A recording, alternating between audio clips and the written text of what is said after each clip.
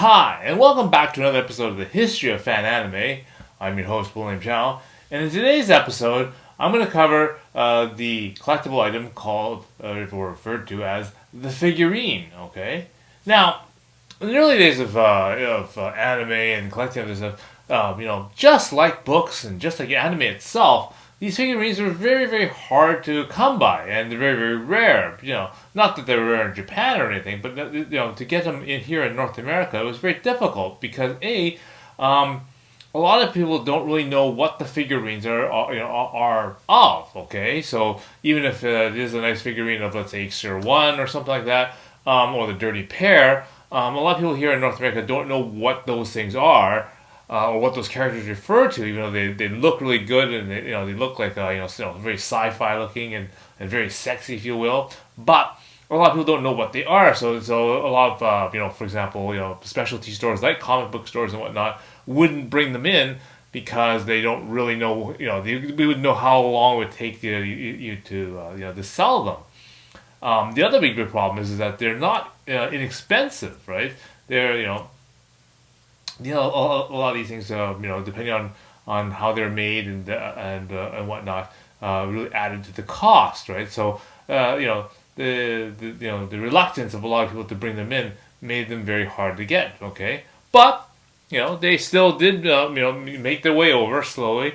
You were able to, find, if you're lucky, the odd comic book store, comic book dealer, even a toy dealer that would actually sell them. Okay. Now the problem again is that there's a large span of different kits and stuff available. Obviously, a particular person wouldn't bring in like 10 Xer One kits and expect to sell them. They're only able to bring a couple at a time, and then they're priced relatively expensive, especially for like cold cast porcelain or the ones that you have to basically build, resin kits you have to build yourself. You wouldn't sell lots of them all, so therefore you would bring a lot of them in. So the other issue is that a lot of people have problems knowing which ones are available and how much would they cost. Okay, so back in the day, you can't go to some guy's website and download pictures of what this thing looks like. You can't even get even color pictures of what these things look like.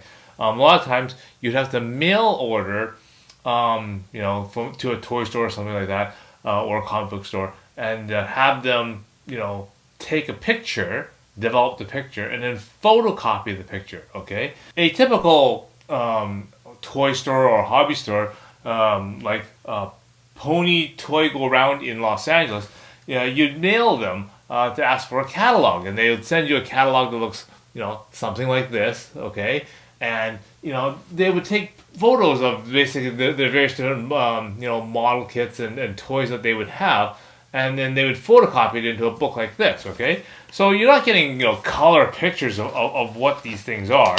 A lot of times they're just very black and white sort of pictures and whatnot of the different sort of toys and model kits and that kind of stuff they had. So it was not really easy to tell how good quality it was, whether it was well painted, whether it was well designed and put together or not. So it really led to the questionability of are they authentic? How well are they done? Did they come from China? Did they come from Japan? Did they come from Taiwan? You really, really didn't know. So there's a big mixture of this kind of a mixture of this market. And also the other problem is that a lot of times these kits don't tell you how they're made, what kind of materials they're made out of, and whether or not the actual thing is already built for you and already painted for you.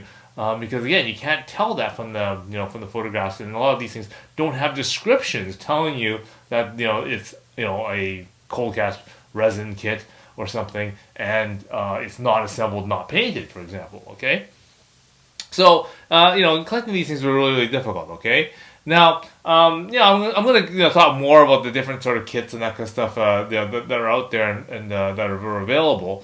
And what I'll do is I'll go through some of the pieces that are in my collection that I've managed to get, and then I'll sort of describe more and sort of kind of give you more information about the the environment that surrounds these kits and some of the stories that are around these kits.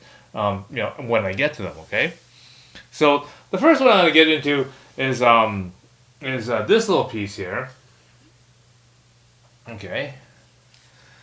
Okay. This is a Valentine kit for Street Fighter. So basically, it's five of the main characters from Street Fighter slash Darkstalkers and that kind of stuff put together onto a chocolate heart, and it's supposed to be the Valentine collection. And basically, this thing was basically it was sold in 5 separate pieces, okay, and then you basically had to attach the 5 separate pieces of this heart onto the to make one basically big heart, one chocolate a big chocolate heart out of it, and then basically attach the 5 girls onto the heart itself. Okay, now again to get the right girls and that kind of stuff, because obviously some people only buy just the kit itself, because Chun-Li being the most popular, so maybe the sales on Chun-Li might be really high, and you might not be able to get a Chun-Li, whereas other people would bundle them together. So here's a set of 5, and they sold them for a slightly more expensive price, and they put them together that particular one. So that's one way that these things were sold. Okay, in this particular case, you can buy them one kit, one character at a time, and then if you want, you bought all 5 of them together, and then you attach them together to make one big set. So that's what I've done on this particular one. And so they made this as one of the Capcom sets from Japan, and that was really a popular way to do a lot of the Capcom Dead or Alive, and Neon Genesis Evangelion, and that kind of stuff. Okay, another piece that I have in my collection is this one right here.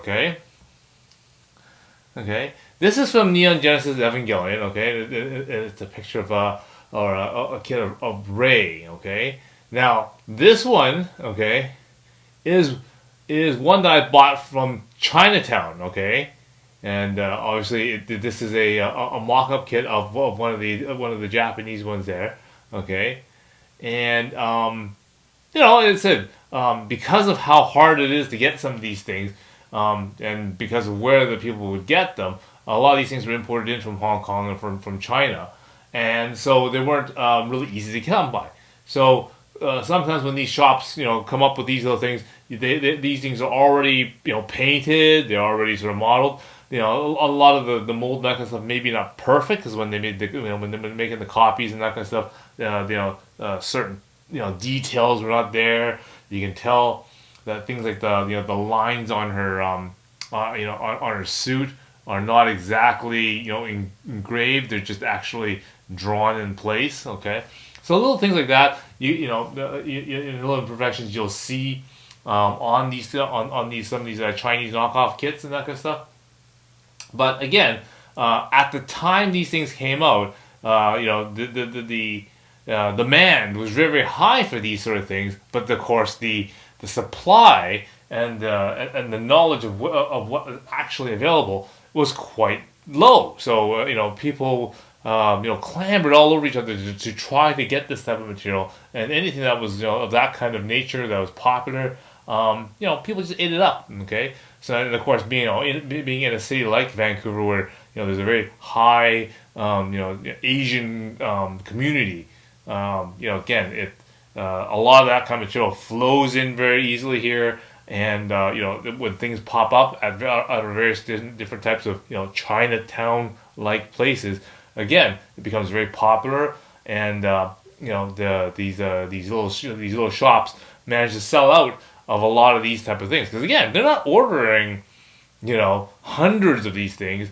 They'd be lucky to order maybe like 10, maybe. Okay, and especially if it's a popular character, things like Dragon Ball, Street Fighter, those are all very, very popular things. So they may order just a couple of those type of things, and then they ship them over from Hong Kong, China, whatever, and then when they get them here in Vancouver, they're able to sell them through very quickly, and then order some more of the same things.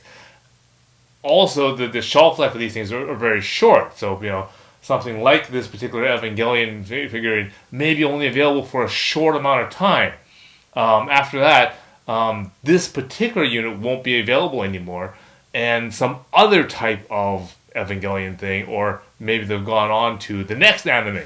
Okay, so the time period for you to buy this particular kit or this particular statue or figurine is very, very short. Okay, so that means if you don't sort of grab it at that time, your chance or your window of opportunity to get it is very, very tough. Okay.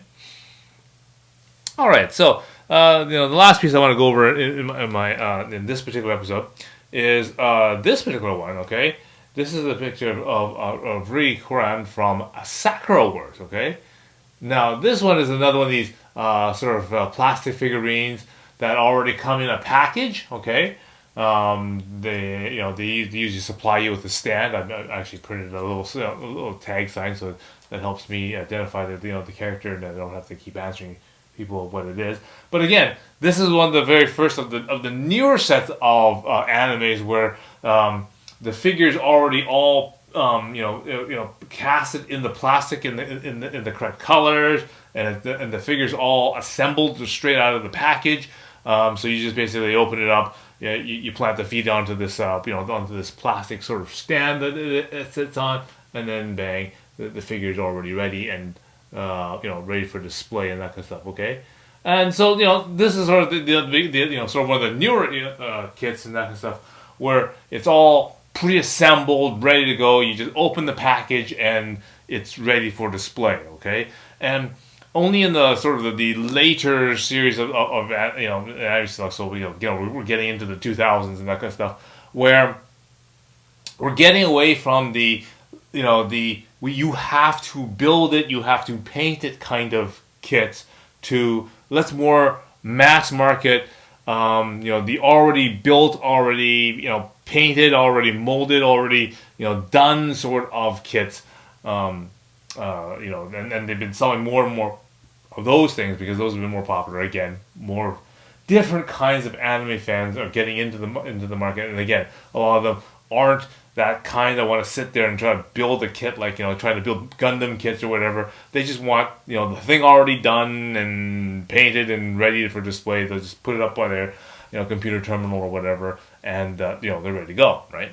So that's sort of newer kit that gets into it. Okay, so what you want to go do right now is you want to go down below and you click like and you click subscribe, because I'm going to get in more into all the different sort of figurines and that kind of stuff I have in my collection, and tell you some of the stories about what the significance of these particular kits that I have. Okay, what you want to do is that definitely subscribe, and then that way you get notifications when those new episodes come out. All right, so until next time, see you again.